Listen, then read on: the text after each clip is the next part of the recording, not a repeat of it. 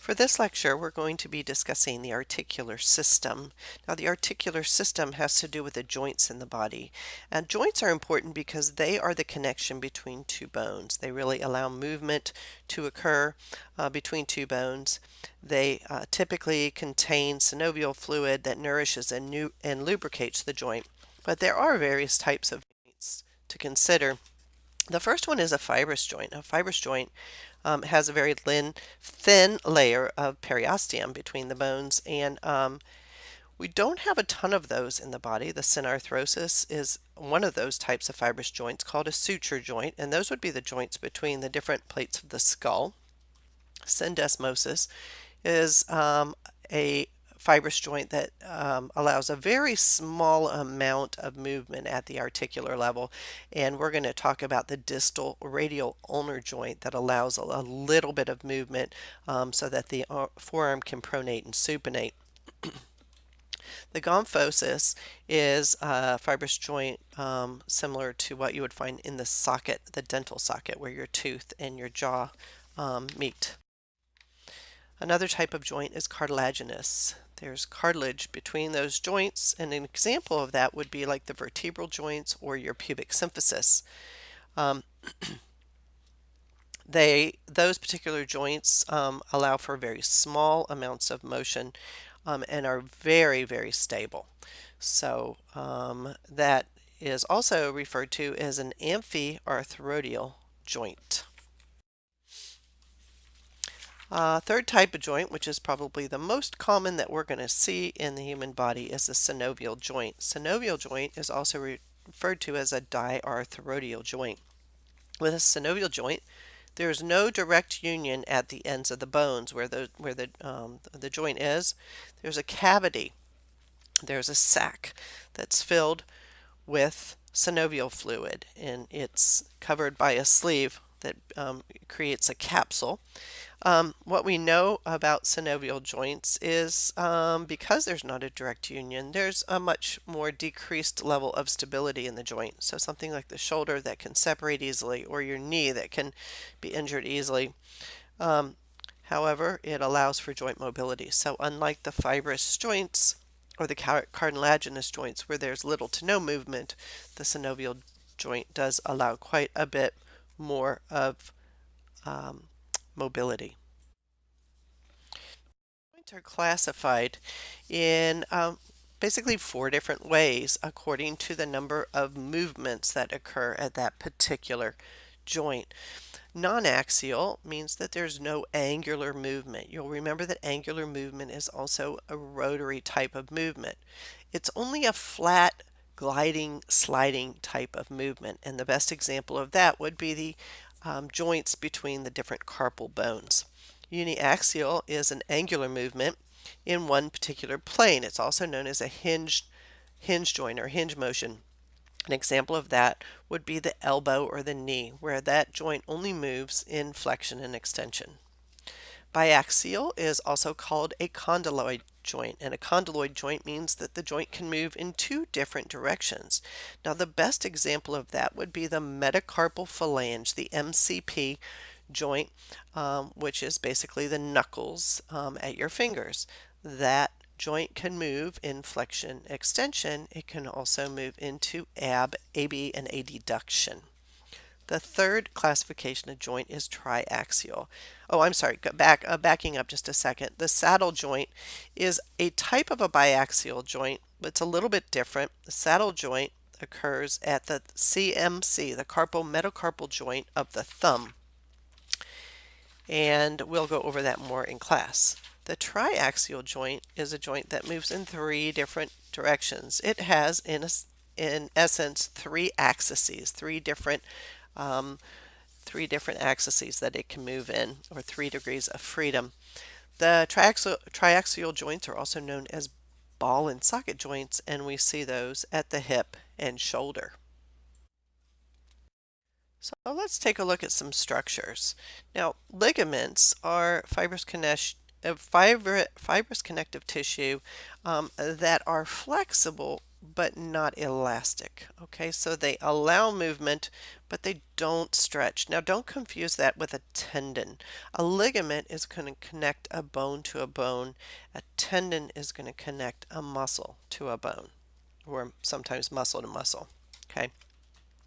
The capsule, as I mentioned, encases the joint and protects the joint surfaces. Um, the inner surface of that capsule is called the synovial membrane, and that secretes synovial fluid. Now, the synovial fluid, as I said, is something that helps with lubrication. It also provides nutrition to that joint. There's a thick, clear fluid that really sort of produces the oil of the joint and reduces the friction within the joint. In looking at some more structures of the joint, there are various places where cartilage occur in the human body. Cartilage is a dense, fibrous connective tissue. One type of cartilage is called articular. The articular cartilage may be the hyaline that covers the end of a bone. Um, it's important to understand that there's no blood or nerve supply there, so the synovial fluid is important for providing nutrition to that cartilage. Fibrocartilage is found in weight-bearing joints. It's important because it produces or it provides a shock absorber, and so we see that between the vertebral discs. It also occurs in the body in aspect of helping to lengthen a joint. And as I mentioned before, we're going to talk about something called mechanical advantage and improving mechanical advantage. There may be some cartilage that actually does that, and in the shoulder, that cartilage is called the labrum. There's also elastic cartilage, and that allows for more movement. We see that in the pubic symphysis, where the pelvic bones come together at the front, and also in the larynx.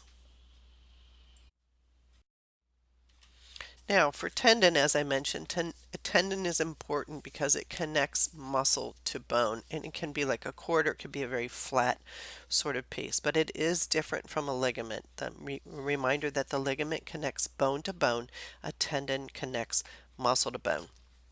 So there is quite a great deal of stretch that occurs within a tendon. Now the tendon has some components. One is called the tendon sheath, which covers the tendon to protect it from friction, protect that tendon and muscle from becoming injured when they're moving across the surface of a bone. And aponeurosis is another term that relates to tendons that we see in the abdomen. The linea alba in the abdomen is an aponeurosis. It's a large, flat, tendinous sheet. Lastly, we're going to talk about bursa. Bursas are sacs that help provide padding from excessive friction. They tend to lie between a tendon and a bone to really help protect the structures that might be running across that. They're a sac filled with fluid. What else can I tell you? They occur naturally, typically, but they can also be acquired. So if you look at the middle finger of your dominant hand that you write with, your most distal joint on the surface there between your index finger and your middle finger, you'll find that it's raised in that area, and that is an acquired bursa. Okay, this next section can be a little bit confusing. We are going to go through this in class. Within the body, there are three planes and there are three axes. Now, one plane is called the sagittal plane. If we were to run a piece of paper or plexiglass through our body and divide from the front to the back and divide our body into two sides, the right and the left, that was how it will look. And the next slide will show us that. The frontal plane would be if we were to run, say, a piece of plexiglass from side to side and divide us by front and back. The transverse plane then would be a horizontal plane that would divide us from top and bottom. One thing that is important about planes is all three planes intersect at one point, and that is your center of gravity. So it is just in front of your S2 vertebra. And we'll spend more time talking about that, but just sort of right, sort of beneath and behind your belly button. Here's a picture of each of those, and we will go over these in class and explain their importance. All movements of the body occur on one of these three planes, and we'll talk about how that's determined.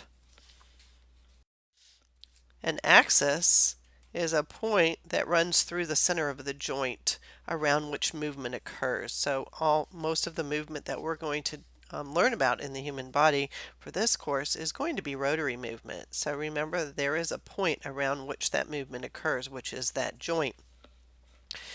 There is a sagittal axis, a frontal axis, and a vertical axis. Now the sagittal axis is a point that runs from the front to the back of the body, allowing the motions of AB and adduction. Probably the easiest way to understand this is by consider the shoulder.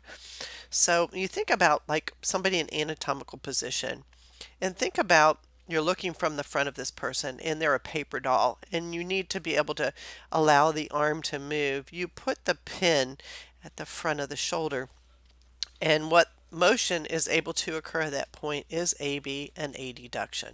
Okay. Now likewise with the frontal axis, if we were to have a paper doll with a side view and we put the pin from the outside of the shoulder in towards in through towards the center of the body, that pin then allows us to move in flexion and extension. This all sounds very confusing, but I will go over this in class. The vertical axis would be a pin that would go straight down from the top of the shoulder, in which case allows us to produce rotation. Next concept we're going to discuss is degrees of freedom. Now, the number of planes in which a joint can move is a degree of it's each degree of freedom. So you can have 1, 2, or 3 degrees of freedom. Now, at the shoulder can produce flexion and extension. That's 1 degree, one plane. Ab and adduction, that's another plane. Internal and external rotation, that's another plane. So the shoulder has 3 degrees of freedom. The CMC joint at the base of your thumb can produce basically flexion and extension and ab and adduction. That is 2 degrees of freedom. The elbow can only produce the motion of flexion and extension. That is 1 plane of motion, and that is 1 degree of freedom. Likewise, a shoulder joint that moves through 3 planes and has 3 degrees of freedom is triaxial. The CMC joint that moves through 2 planes and has 2 degrees of freedom is biaxial. And then the elbow joint, which moves through 1 plane with 1 degree of freedom, is uniaxial. We're going to talk about this a little bit more in class, but there are some common pathologies associated with the articular system.